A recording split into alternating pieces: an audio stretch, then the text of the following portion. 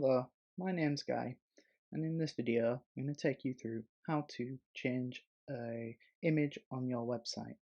You first want to enable Visual Builder at the top here. That way you'll be able to make amends to the page.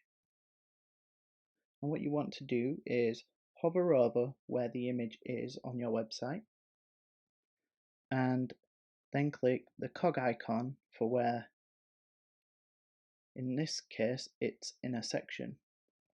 And so the settings tab will automatically clip to the side, but you can move it anywhere you like on the page.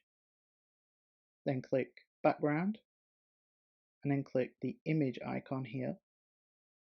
And then what you want to do is you can click the image or click the other cog icon, and then in here it'll show you your media library. You can either upload a new photograph that you want, or you can go into the media library and add one that you've already preloaded. In my case, I'm going to click this one and then click upload an image. And then what you want to do is click the green tick to make sure that that's saved. And then what you want to do is say you want to add an image to the website. What you want to do is hover between two sections to where you see, in my case, it shows you these two sections, and there's a green plus icon. If you click that, click the big section, and then automatically it'll tell you this, and then you want to click into search and click image.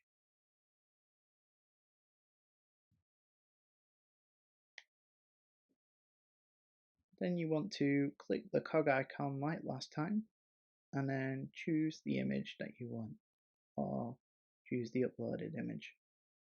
Click upload image and then click the OK, the green OK button, if you're happy with that. If you're not happy with it, click the design button at the tab at the top and then move to transform. You can either make this image larger or smaller, and then if you click the move button, you can click this link button in the corner, and that allows you to move it left or right, or up or down, to move it wherever you want on the page. And then you click the green tick, and there's the change. Before you click off of the website, what you want to do is click the three dots at the bottom, the purple button, and then click save in the bottom right corner.